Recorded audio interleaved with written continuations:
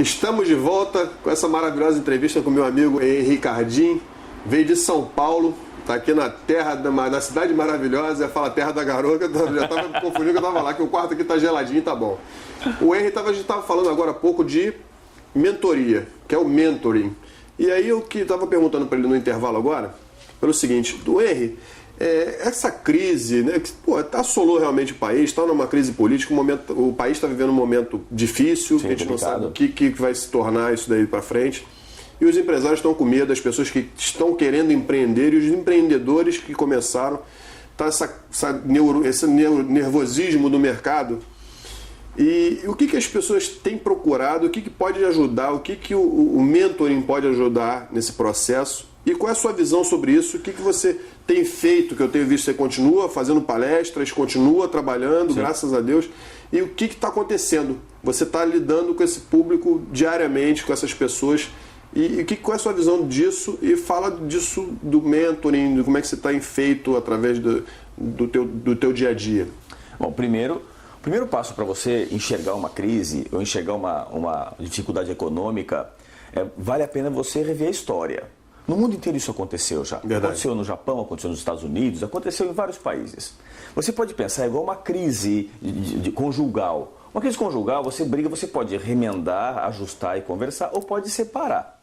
Filho não. Se você tiver problema com o seu filho, você não tem como devolver o filho. Você vai ter que cuidar e tratar do filho e fazer funcionar. A mentoria e o coaching tem esse papel. Não é tirar o funcionário e jogar fora. É tratá-lo, é fazer com que ele evolua de forma séria, de forma mais rápida. Encurtar a curva de aprendizagem, deixar a coisa mais rápida. Então, quando o primeiro passo é você assumir que tem a crise. Se não, eu estou doente, não, eu só vou rezar e vai passar a doença. Não. Se você confia em Deus, tem fé, a sua doença vai passar e Deus ajudou o médico, tem inteligência, tem um remédio, não precisa se medicar e também rezar ou ter a sua fé. Ponto. Exato.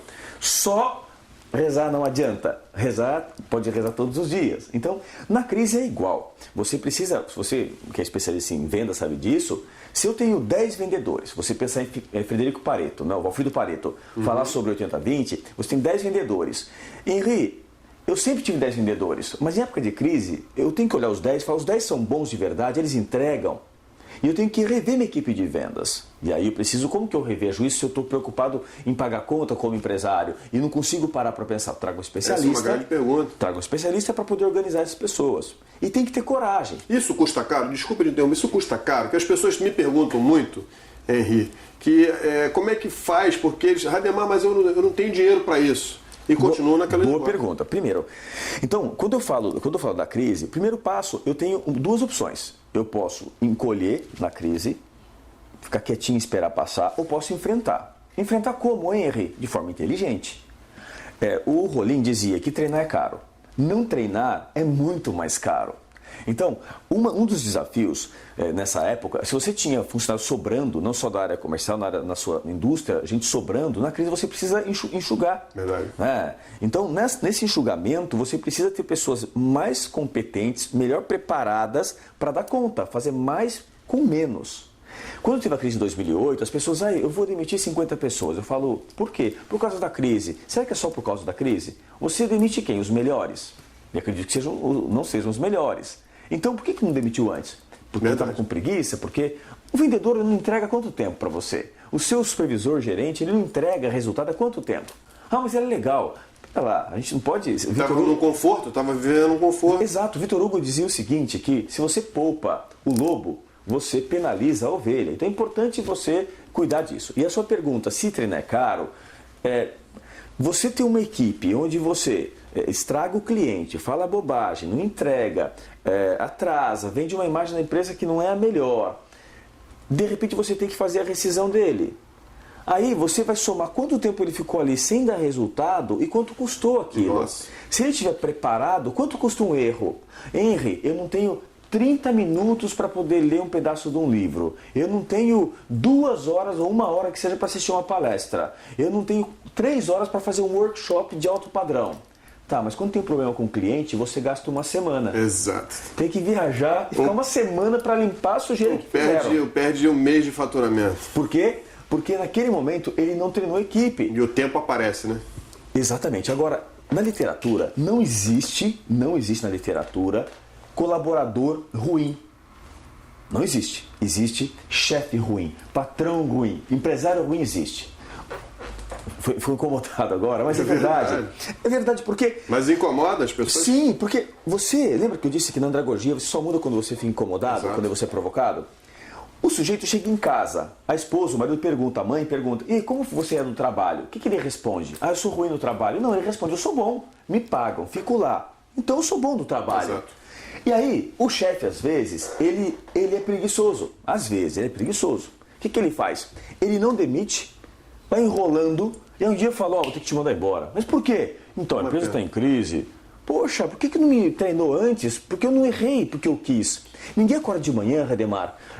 Acordei de manhã porque eu quero bater o carro. Que vontade de bater o carro. E bate verdade. o carro. Não é assim. Você bate o carro porque você esquece, porque acontece alguma coisa. Distração. Distração. Você não queria bater o carro.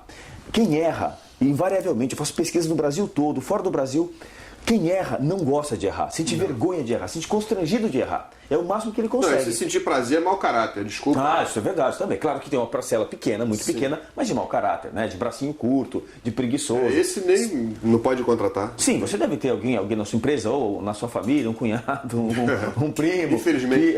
Que não gosta de trabalhar, que tem preguiça, tem verme. A gente fala no interior de São Paulo, o cara tem verme, ele não trabalha, né? Verdade. Agora, o primeiro passo é eu pensar, ninguém nasce pronto. Você quer um médico, não é isso? Você quer escolher um médico, um oftalmologista. Como você quer esse médico? Ele te entregue como? 100%, 50%, 75%, que é o melhor médico. Eu cheguei de avião aqui no Rio. Na viagem, por sinal, que paisagem maravilhosa, né? É alucinógeno ficar olhando ali, né? Tempo hoje é maravilhoso. Tempo aberto, céu azul. Então, qual piloto você quer? Que ele seja qual o percentual de acerto dele de erro? Você que ele erre 1%? Se 1% dos aviões caíssem hoje no mundo, cairiam 900 aviões. 900 aviões. Então, você não quer que o seu piloto erre, você não quer que o seu médico erre, mas seu colaborador, se ele entregar 60%, tudo bem. Se ele for mais ou menos, tudo bem. Pera lá. Não, isso acontece também, Henry, com o próprio gestor. Não, com o próprio dono da empresa. A gente está falando hoje, agora, nesse momento, para várias pessoas que são donas de empresa, empreendedores, que estão ali na frente do seu negócio, que se acham no direito de errar um pouquinho porque eu sou o dono. Isso é ótimo, olha que legal. Então, quando eu disse que não existe no mundo, na literatura, colaborador ruim, tem chefe ruim. Então, vamos lá. Por quê? Eu vou provar para vocês. Prestem bem atenção que o Henry vai falar para vocês agora. O paulista que está aqui na Maricá TV. Primeiro, você tem 5 oportunidades. Guardem bem isso, 5. Primeira oportunidade, 5 passos só. Você tem o bom na hora de contratar, o bom e o ruim. Bom e ruim para aquela função, tá? Porque o salário, a remuneração é a mesma, o sindicato que determina. Tem o ruim e o bom para aquela função. Você errou, empresário, contratou o ruim ou não contratou o mais adequado. Tudo bem, pode ser o caso de você enquanto executivo, você já entrou na empresa, a equipe estava pronta, né? Estava ali a equipe, era o que tinha para hoje. Então você perdeu a primeira etapa, que era contratar. Segunda etapa, treinar, que foi o que você me perguntou. Exato. Treinar. Tem gente que por preguiça não treina. Ou dá uma desculpa, uma justificativa. Fala assim, Ademar, não, ele veio treinado da outra firma. Eu vi o currículo dele e já sabia fazer. Mas espera lá, e na sua cultura, do jeito que você gosta que façam as coisas, ele estava treinado? No seu segmento, para ser líder de mercado, para ser preferido pelo cliente, tem que ter uma coisa boa, alguma vantagem. Não treinou então. Terceiro, tem que acompanhar. É igual criança. Criança ficou quietinha, corre, está fazendo bagunça, Rademar. Exato. Quem tem filho sabe disso. Colaborador precisa acompanhar. Porque se ele ficar muito quieto durante algum tempo, é porque ou está fazendo a função errada, ou ele é uma sumidade, não precisa perguntar nada e faz tudo certo. Que é muito difícil. Então, eu preciso acompanhar. Quarto, eu preciso reciclar. Porque, que nem banho, tem que tomar banho sempre, né? É reciclar. O que é reciclar, gente? É o sujeito que faz faz faculdade em 1980 e não estuda mais. A informação muda, o mercado muda, o marketing mudou, a medicina mudou, a engenharia mudou, a administração mudou. Então, lá, eu falei de liderança também, mudou, negociação mudou. Antes, na negociação, você que me contou isso, era arrogante. Começou, você me contou primeiro, era subserviente. Não compra, pelo amor de Deus. Depois, arrogante, eu sou da empresa da XPTO, então você compra de mim. E como é hoje? Hoje é olhando nos olhos. Eu te ajudo, você me ajuda, eu te entrego um serviço, um produto, você me entrega o dinheiro e é justo. Os dois têm a mesma importância. Então, O quarto é reciclar. Como que recicla? Seminário, workshop, palestra, livro, receita, pós-graduação. Você tem várias formas. Mentoria, porque o mentor ele vai ajudar você a reorganizar a sua carreira, ou a sua empresa, ou os seus problemas, né? Então você tem a quarta oportunidade, que é reciclar.